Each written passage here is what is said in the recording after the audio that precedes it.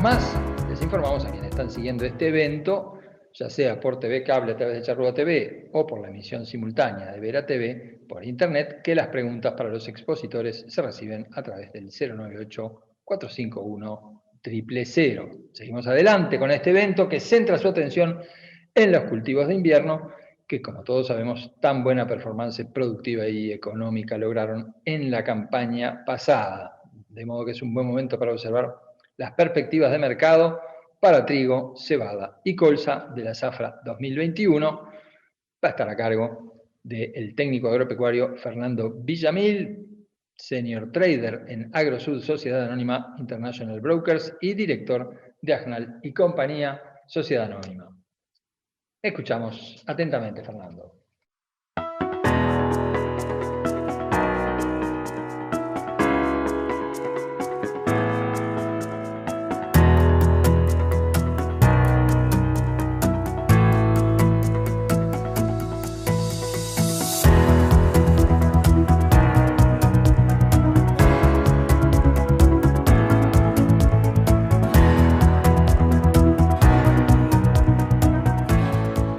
Buenos días, saludo para todos. Para mí es un gusto participar de esta jornada. Por tanto, agradezco a los organizadores la invitación. Bien, la idea es presentar una breve evolución de las principales variables que conforman o que componen el balance de oferta y demanda de estos productos, ¿no? Trigo, cebada y colza. Y, por supuesto, también de los precios. Eso en una primera instancia, y en una segunda instancia, identificar cuáles son aquellos factores que hoy se presentan como determinantes para la formación del precio de las futuras cosechas, ¿no?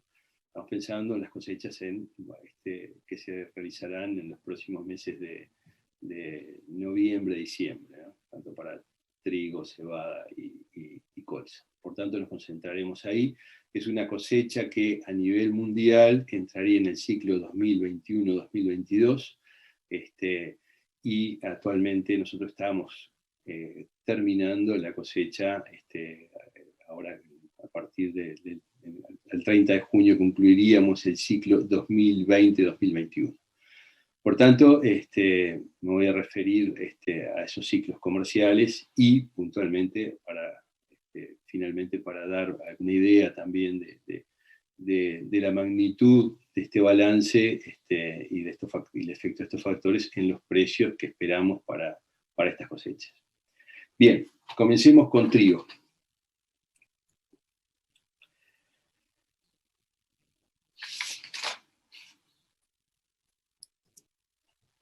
En esta primera gráfica vemos la evolución reciente de la producción y el consumo de trigo. En las barras azules está la producción y en la línea roja el consumo de trigo.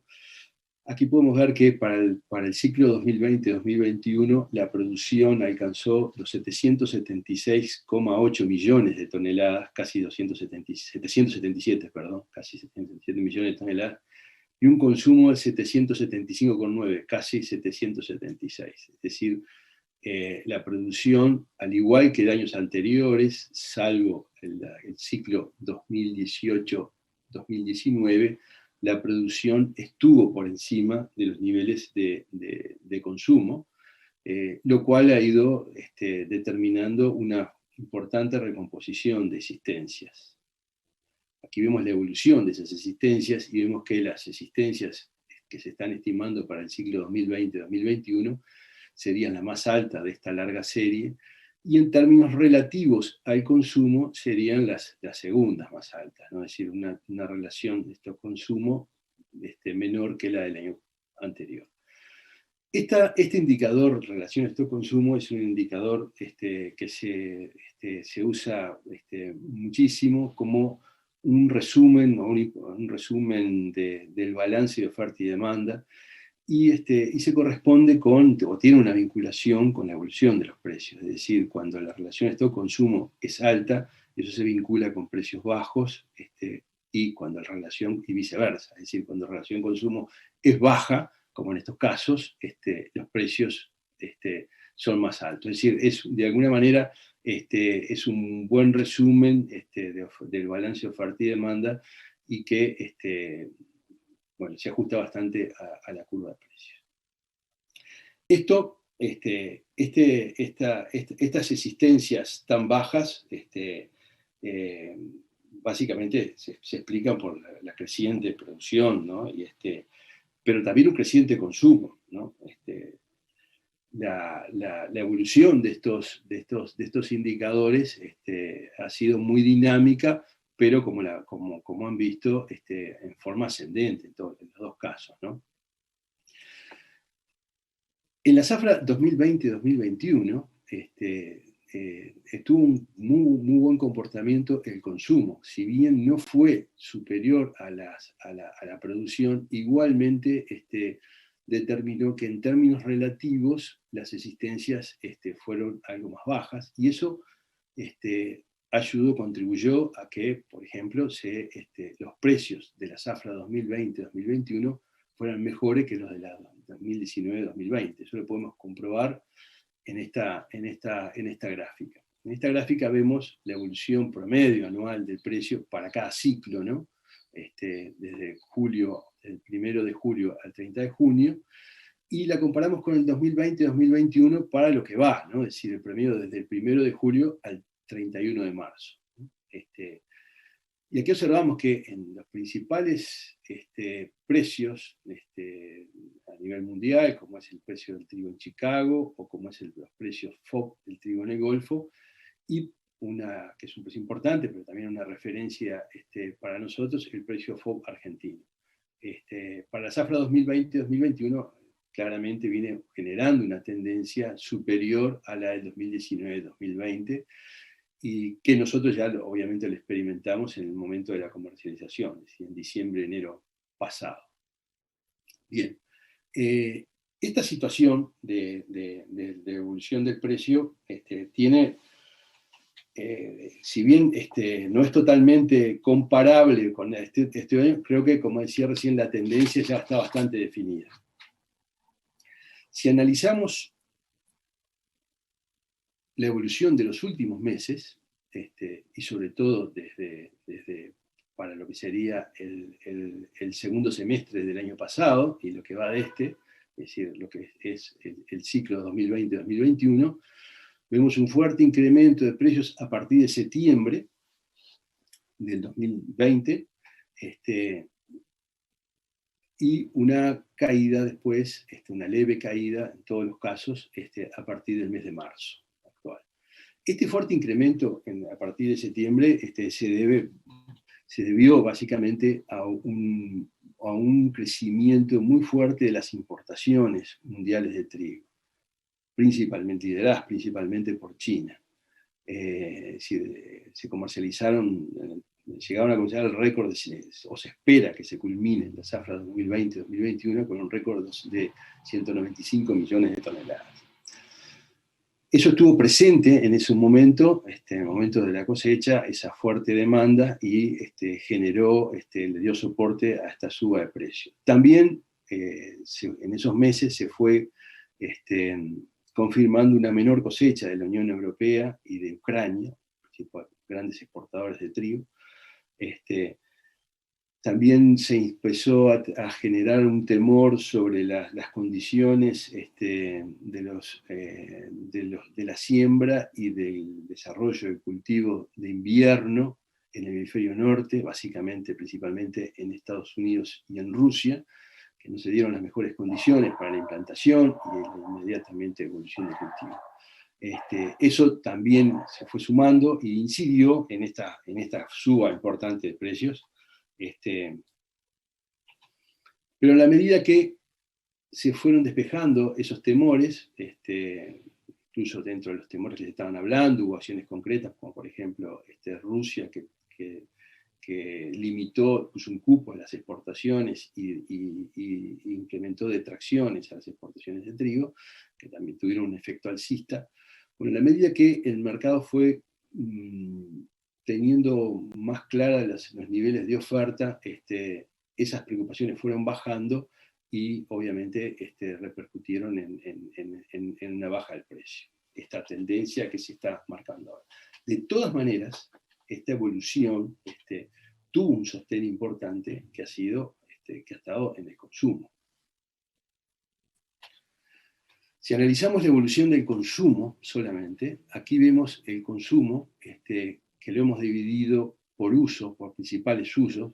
Las barras amarillas representan el consumo básicamente de harina y otros por poner el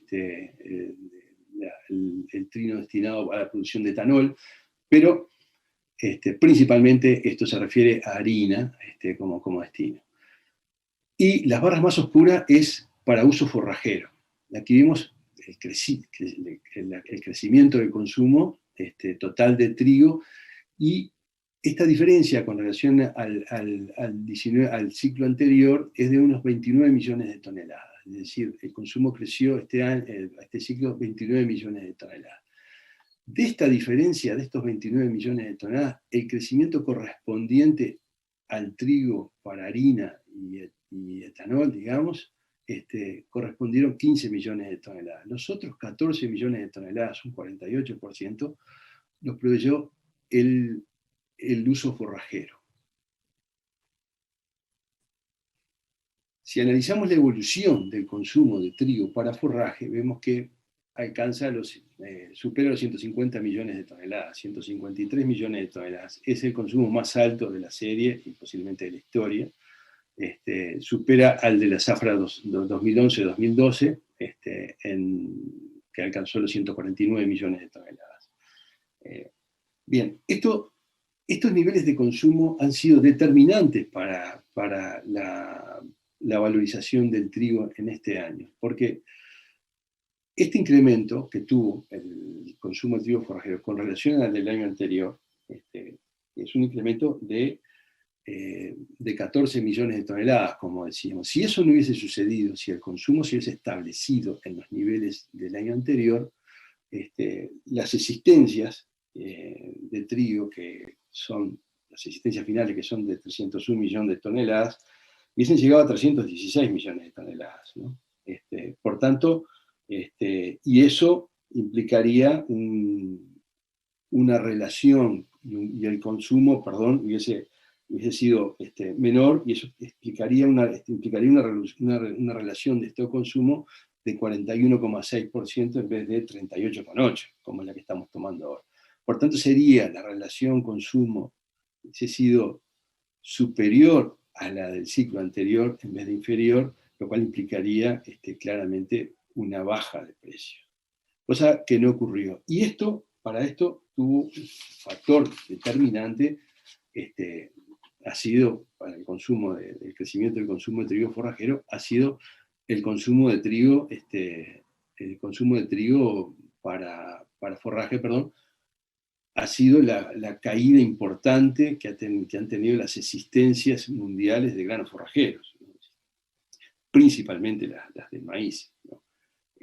Vale aclarar que el maíz representa entre el 80 y 82% de la producción mundial de granos forrajeros, y más del 80% también del mercado mundial de granos forrajeros. Por tanto, la caída en las existencias continua de los últimos 3 años que ha protagonizado el maíz ha determinado un fortalecimiento de los valores de este grano, y una sustitución también por el consumo de trigo, tanto para consumo, principalmente para consumo forrajero, obviamente, pero también en algunos casos para etanol.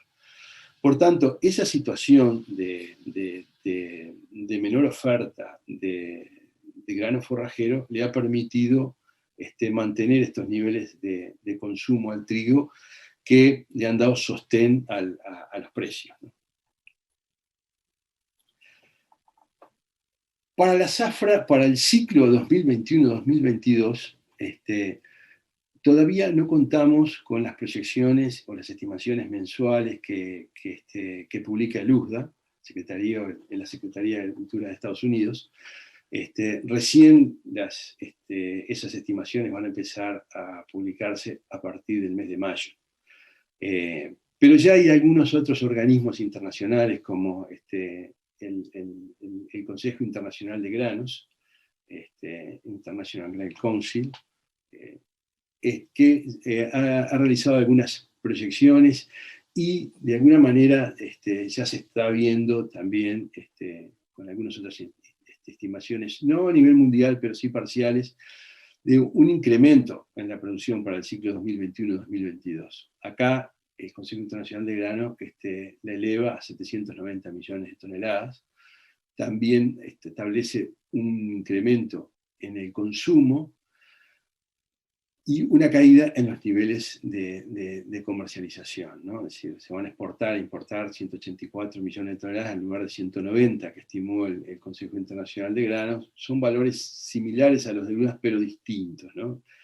Esa diferencia, básicamente, con las de UDA, ocurren por tomar ciclos distintos de distintos países, el corte, dónde se hace el corte para cada ciclo comercial o cada zafra, ¿no?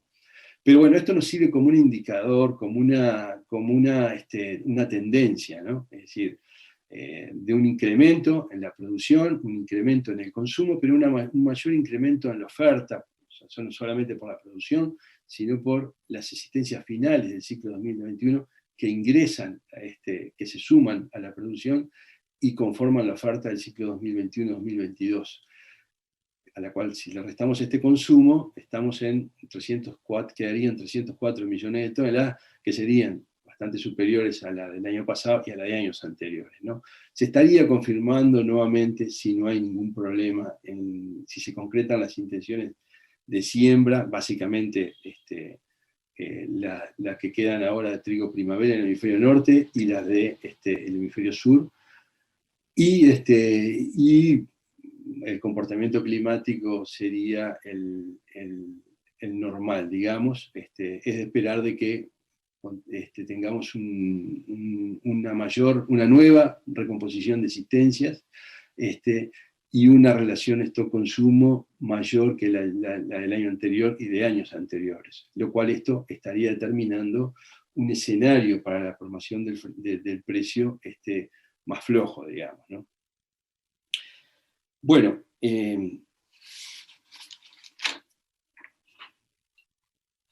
obviamente esto va a depender de aquí más de la evolución del clima, pero si tomamos estos niveles de existencia, es razonable esperar una baja para los valores nuestros de referencia, concretamente para el FOB argentino, y habría que situarlos posiblemente en términos de $210, entre los $210, $200 FOB para un embarque enero, lo cual eso se estaría correspondiendo con un precio al productor en Nueva Palmira, en el momento de la cosecha, diciembre, digamos, en el orden de los 180 a $190, ¿no? Esto es una referencia, básicamente no hay que tomar los niveles tal cuales, pero sí tendríamos que tomar la tendencia, es decir, que es la de una baja en el precio. Es decir, posiblemente estemos hablando de valores de entre 20 y 30 dólares por debajo de lo que se comercializó este año el trigo. Obviamente va a depender, como decía recién, de la evolución futura de las cosechas y principalmente, y muy importante, de la evolución también de las cosechas de maíz. A medida que si el maíz tiene un buen desempeño desde el punto de vista productivo y genera una cosecha mundial importante, eso va a reducir claramente los niveles de precios del maíz, del trigo, al estar al bajar el consumo de trigo con ese destino. Los comentarios para la cebada, obviamente, son los mismos que para el trigo, ¿no? Porque la cebada, las referencias para la fijación del precio local, tanto que utilizan las malterías como los programas de exportación de cebada, están vinculados al valor del trigo. Y sobre todo al valor del trigo en el mercado de Chicago, y concretamente para la posición diciembre. Entonces, creo que son válidos estos los comentarios anteriores, y me voy a detener brevemente en profundizar un poco en las características que tiene el mercado de Chicago para trigo y qué es lo que cómo ha sido su evolución reciente y qué es lo que está de alguna manera pautando su comportamiento. Aquí vemos la evolución del mercado de trigo, del precio del trigo en Chicago, la evolución mensual. Vemos que obviamente la suba que protagonizó a partir de septiembre del año pasado por los factores que comentamos anteriormente y esta caída que protagonizó durante el mes de marzo. Si analizamos la evolución conjunta del precio del trigo con la de maíz, vemos la influencia que ha tenido el precio del maíz sobre el trigo, ¿no? Las existencias del maíz americano se redujeron sensiblemente en este periodo, en lo que va ya del ciclo comercial 2020-2021, debido principalmente al fuerte incremento de las exportaciones, ¿no? Se estima que, el USDA está estimando que Estados Unidos va a exportar 66 millones de toneladas de maíz en este ciclo, contra 45 millones de toneladas que exportó el ciclo anterior, ¿no? Y estas exportaciones tuvieron básicamente como principal destino China, ¿no? China en un año triplicó sus importaciones de maíz. Se estima que en 2020-2021 termine importando 24 millones de toneladas versus 7,6 millones que había importado el ciclo anterior. También tuvo un fuerte protagonismo en trigo, ¿no? Las importaciones de trigo las incrementó en un 94%, ¿no? Llegó de 10,5 millones contra 5,4 el ciclo anterior, ¿no? Esto determinó que se convirtiera China en el principal importador de maíz del mundo y en el segundo de trigo, ¿no? La mayor parte de estas compras las concentró sobre Estados Unidos. No solamente por ser uno de los principales exportadores de estos productos, también lo hizo para cumplir con el acuerdo con Estados Unidos de incrementar las compras de productos americanos, ¿no? El acuerdo que terminó el conflicto comercial que se había establecido un año y medio atrás. Bueno, y esto contribuyó a que las existencias de maíz en Estados Unidos bajen sensiblemente en términos absolutos y en términos relativos, determinando una fuerte valorización del maíz. Y esta valorización no solamente fue en términos absolutos, sino en términos relativos al del trigo también. Acá vimos la evolución de la relación de precios entre trigo y maíz para el periodo que analizamos, son más de 10 años, y vemos que la media de esa relación es 1,2, es decir, el precio del trigo dividido el precio del maíz promedió 1,2. A partir del segundo semestre del año pasado y hasta ahora, esa relación empezó a bajar, confirmando una valorización del maíz frente al trigo, que terminó en los últimos 2 meses en el orden de 1,09, para ser más preciso, ha sido el promedio de lo que va en estos 2 meses, es decir, marzo y febrero pasado, ¿no? Esto, obviamente, ha tenido es lo que le está dando claramente el sostén al trigo, porque en estos niveles de precio ya empieza a haber una sustitución por consumo, ¿no? Es decir, ya se empieza a consumir trigo en lugar de maíz. Ahora bien, ¿qué podemos esperar para el precio de la cosecha? Es decir, ¿qué podemos esperar para el precio de diciembre del trigo que se cotiza en Chicago, diciembre de 2021? Aquí vemos la evolución de ese precio de las cotizaciones para el trigo 2021, diciembre de 2021, durante las cotizaciones que se realizaron durante lo que va del año, del 1 de enero al 31 de marzo. Vemos, al igual que habíamos visto anteriormente, es una caída ya a partir del mes de marzo. Básicamente es una caída determinada por una mayor intención de siembra para el trigo de primavera, que es justamente el que se cotiza en Chicago, y por una especulación de una recomposición de existencias también a nivel no solamente de Estados Unidos, sino a nivel mundial para este año. Esta caída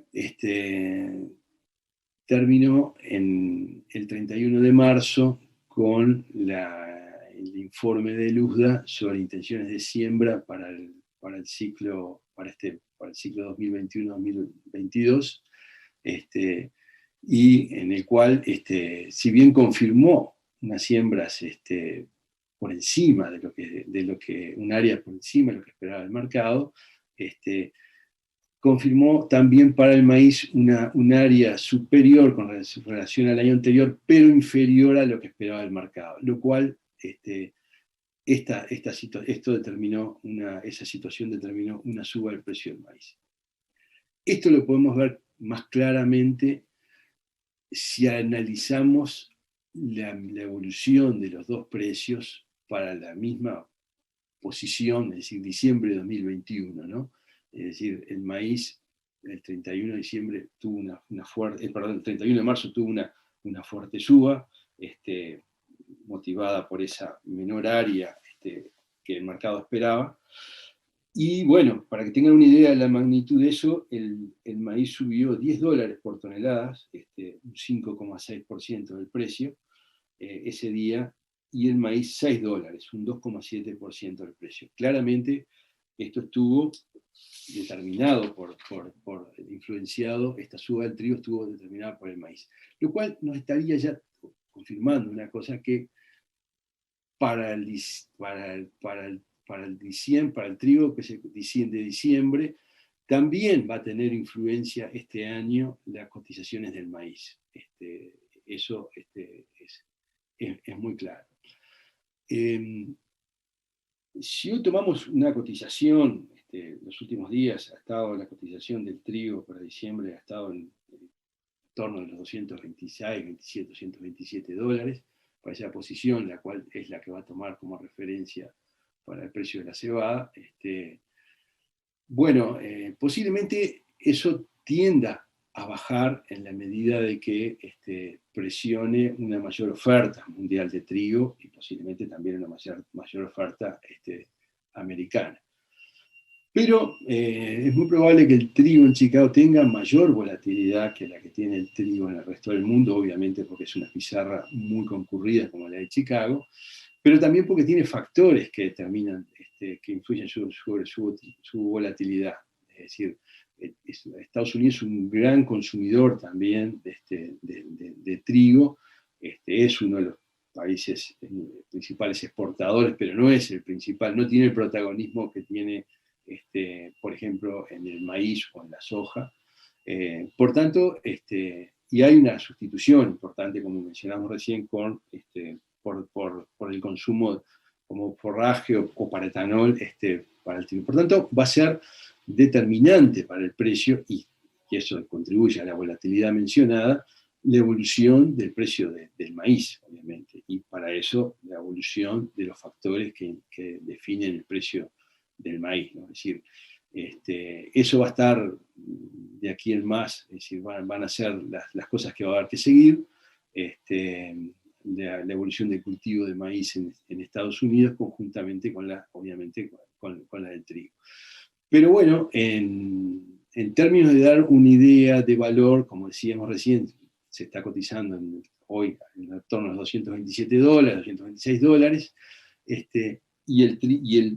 el maíz en torno a los 190 dólares, lo cual podemos suponer de que si la situación es similar a la que se estuvo conformando en las relaciones de precios comentadas anteriormente, el trigo podría encontrar un soporte en una relación de precios de 1,1. Es decir, con un trigo, a modo de ejemplo, con un maíz a $190, el trigo podría bajar hasta una relación de 1,1, que sería el equivalente de $209, ¿no? Es decir, eso podría situarse como un nivel, un ejemplo del sostén o el soporte que podría encontrar el trigo en el maíz, ¿no? Espero haber sido claro con esta referencia, pero básicamente me parece que es relevante para la cotización del trigo, en la futura cotización del trigo en Chicago. Para ir terminando, vamos a concluir con colza. Dado que es un cultivo que ha tenido un desarrollo reciente en nuestro país, al menos en una escala significativa, ¿no? Hace muchos años que se planta colza en Uruguay. Me parece oportuno realizar previamente una breve caracterización de la ubicación de esta oleaginosa en el contexto mundial, tanto de producción como en el comercio mundial, ¿no? La producción de colza a nivel mundial representa el 12% de la producción del total de las oleaginosas, ¿no? Es decir, como vemos en esta gráfica, la soja es la principal oleaginosa que se produce en el mundo, representa el 61%, pero lo sigue la colza con el 12%. También ocupa en el comercio mundial, ocupa el segundo lugar, al igual que en la producción, también después de la soja, que ocupa el 87% de las oleaginosas que se comercializan en el mundo, la colza lo sigue con el 9%. Como ustedes saben, de la producción de colza, de la industrialización o de la molienda de colza, se extrae aceite y harina, ¿no? Es decir, esos son sus principales productos derivados, que son los que de alguna manera les dan el valor final a la semilla de colza. En el caso de la producción mundial de aceites, la colza representa el 13% de la producción. Es el tercer aceite vegetal. Después el principal es el aceite de palma, lo sigue la soja con el 29% y la colza con el 13%. En cuanto a las harinas proteicas, la colza tiene también un protagonismo importante con relación a las otras, ¿no? Obviamente su protagonismo menor porque representa un 11%, la principal harina proteica del mundo es la soja con el 72%, pero lo sigue la colza con el 11%, después está el girasol, 6%, en fin, un conjunto más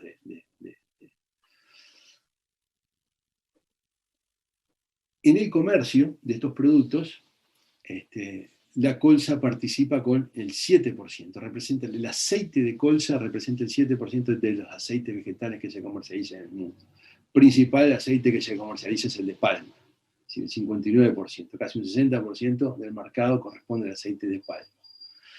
En cuanto a las harinas proteicas, la colza está entre el segundo y tercer lugar, compartiendo con el girasol básicamente, después de la soja, que representa el 72%. La colza con el 8%, acá por un tema de redondeos, está el palmiste, la harina de palmiste es la tercera, la siguen la girasol y la colza. Pero, si bien es relevante a nivel mundial en cuanto a que está siempre en el segundo o tercer lugar del comercio, de la producción de las semillas oleaginosas y sus derivados, ¿no? Como aceite y harinas, su protagonismo es menor, ¿no? Básicamente está influenciado por la soja en términos de harina y de grano, y por el aceite de palma en términos de aceite, ¿no?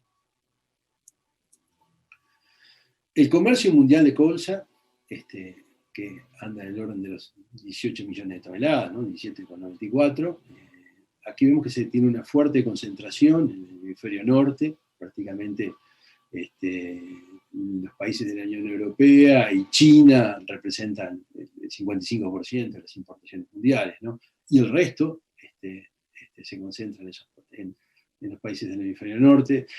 Las exportaciones también tienen un fuerte protagonismo Canadá, si bien Australia está con un 15%, pero el resto también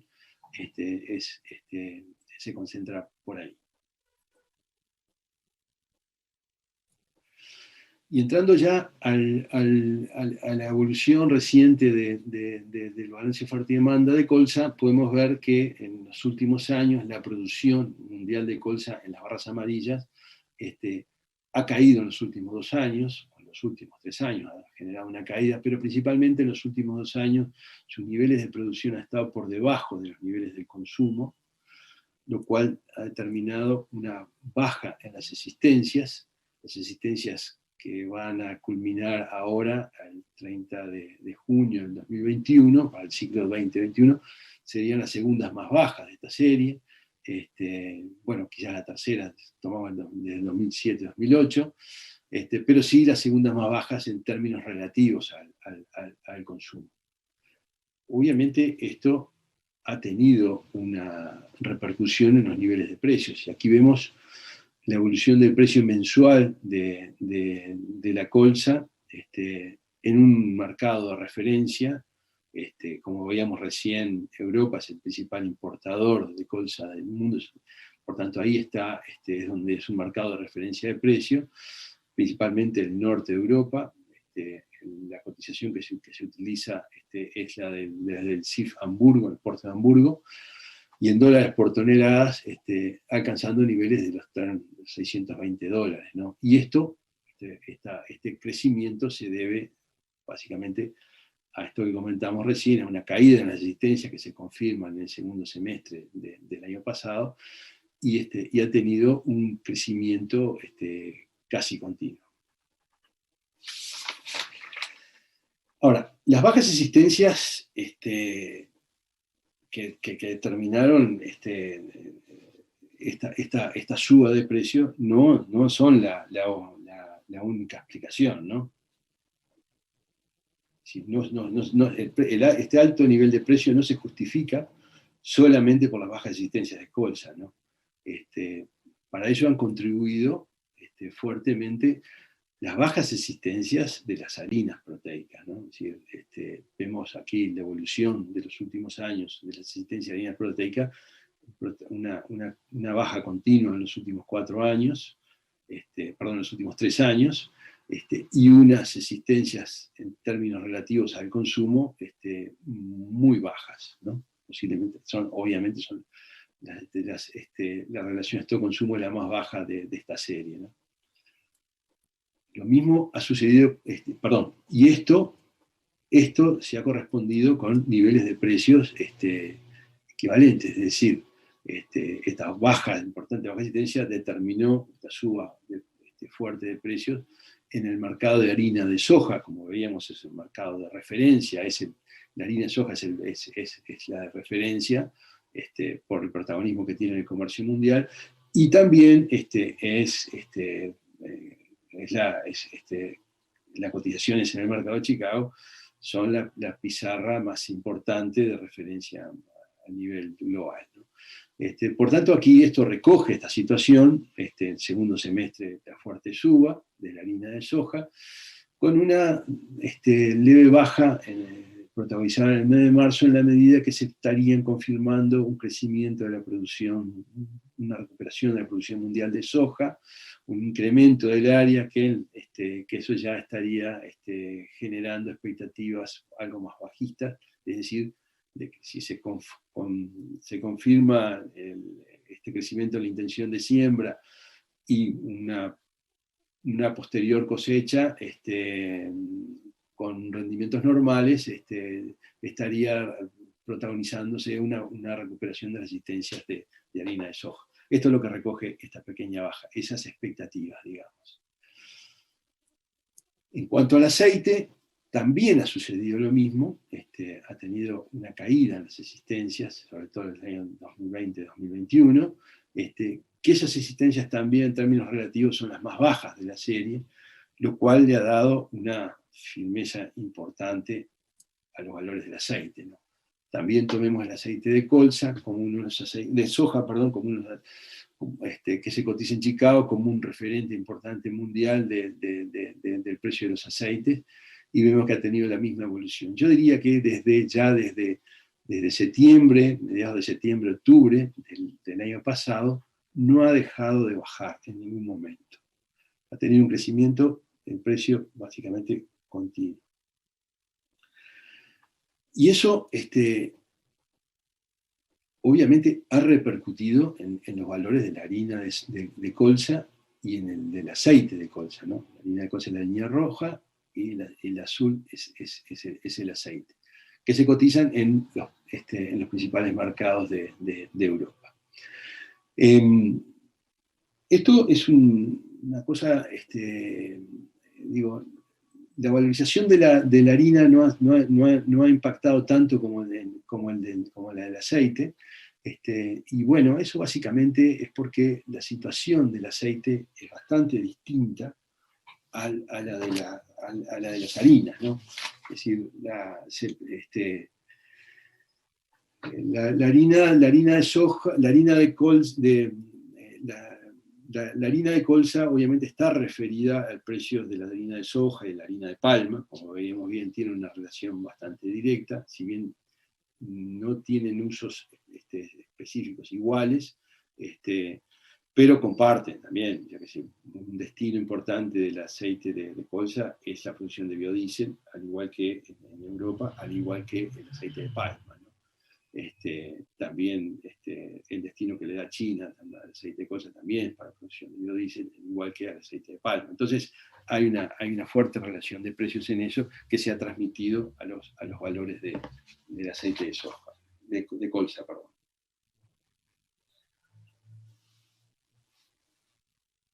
Ahora bien, esto para adelante, ¿cómo va a reflejarse en los valores futuros de la colza, ¿no?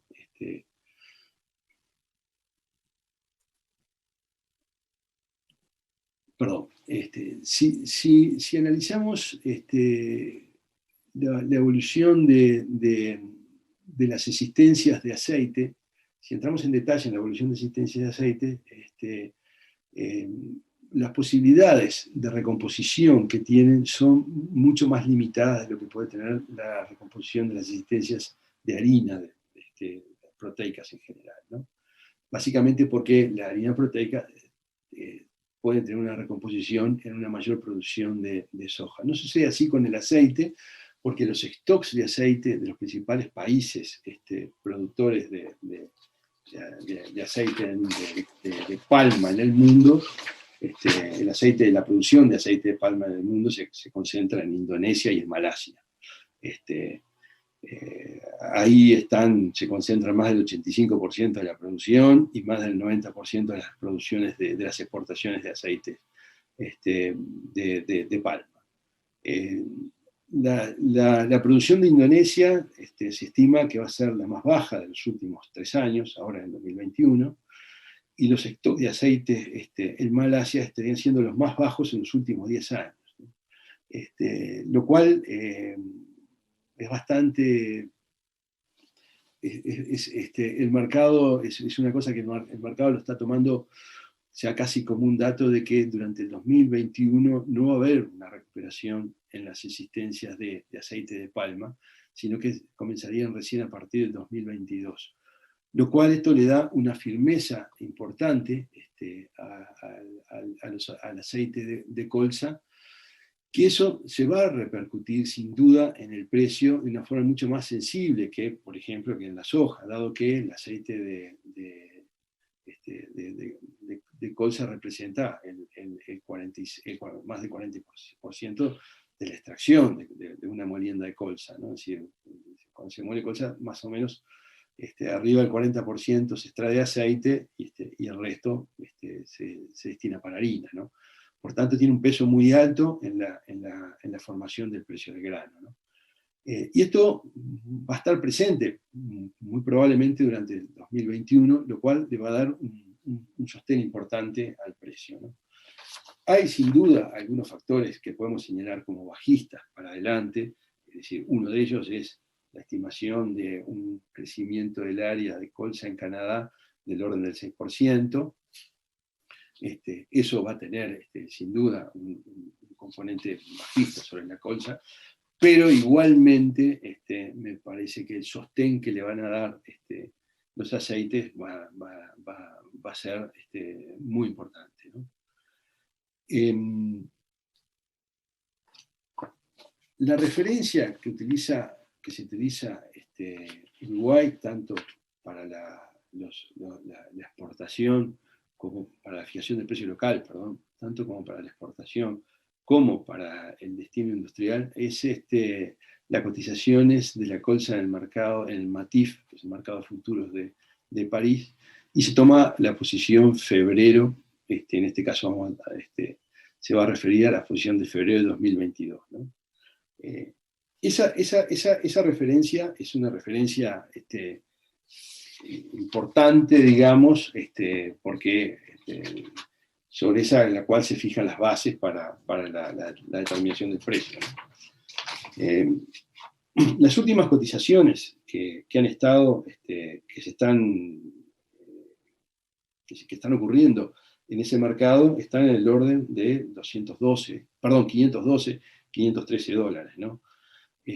Con bases para el precio uruguayo del orden de los 80, 60 dólares, debajo de eso, daría para valores locales que estarían en el torno de los 430, 450 dólares la tonelada. Yo creo que esos niveles de precio, obviamente, son muy buenos para el cultivo, y creo que son niveles de precios que habría que pensar de que pueden sostenerse en la medida de que el balance de oferta y demanda, tanto de todos estos granos, sea como el que comenté recién, es decir, esto contemplaría un incremento en la producción de soja, en las harinas de soja, un incremento en la producción de colza y también sus subproductos, pero igualmente creo que los van a sostener los valores del aceite y principalmente en la colza, que tienen una participación bastante importante en su precio. Por tanto, me parece que es razonable de no mediar cambios importantes en la oferta y demanda, básicamente determinados por situaciones climáticas adversas. Es razonable esperar de que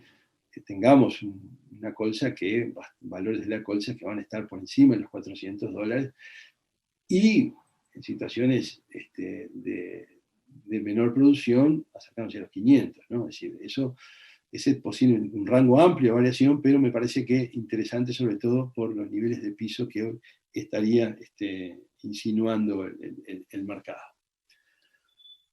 Bien, yo culminaría por aquí. Agradezco nuevamente la invitación y quedo a la orden para consultas o aclaraciones que ustedes entiendan pertinentes. Muchas gracias por su atención.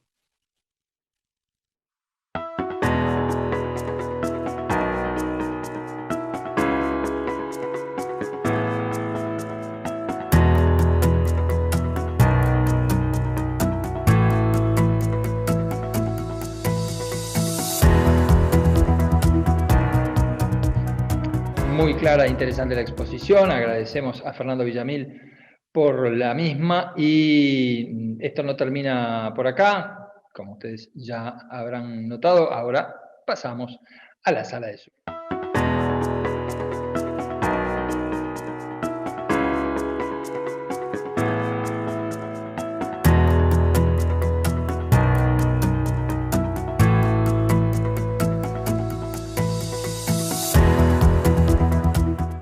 Bien interesante la intervención de Fernando Villamil. Fernando, estamos en un momento de los granos que nos recuerda mucho lo que pasó, diríamos, hace una década atrás, un crecimiento fuerte de precios y un crecimiento generalizado. Pensemos que el COVID pasa a un segundo plano a través de la vacunación, pensando en la próxima cosecha de colza o en la próxima cosecha de cultivos de invierno, que va a ser sobre finales de este año. ¿Cómo ves que un regreso a una situación no tan restrictiva, donde la gente pueda volver a ir a restaurantes, vuelva a tener los hábitos alimentarios previos a la pandemia, incidiría sobre el precio de los granos? No, decía que me parece muy, muy bien ese supuesto, que no solamente es un supuesto optimista, sino que es un supuesto razonable, ¿no? Porque el mercado lo está tomando como una situación ya definida en términos temporales, ¿no? Es decir, la aparición de las vacunas está dando expectativas a una recuperación de la economía. Y eso, en esa línea, está actuando el mercado y, de hecho, se espera una recuperación de la demanda mundial. Hay evidencias muy claras en cuanto a las posibilidades de que la economía mundial tenga también un impulso importante, es decir, la fuerte inyección de financiera en los principales centros de consumo, como Estados Unidos y en Europa, que son un refuerzo financiero importante directamente al consumo, ha generado expectativas en el mercado de granos a una recomposición rápida de la demanda, inclusive en algunos casos algún aumento comparado sobre todo con el ciclo anterior. Por tanto, sí, sin duda, ese es uno de los factores que están, por lo menos que el mercado los está tomando. De hecho, también la baja de las tasas de interés que contribuiría a una recuperación de la economía también es un tema que está presente en la inversión en commodities, lo cual yo creo que es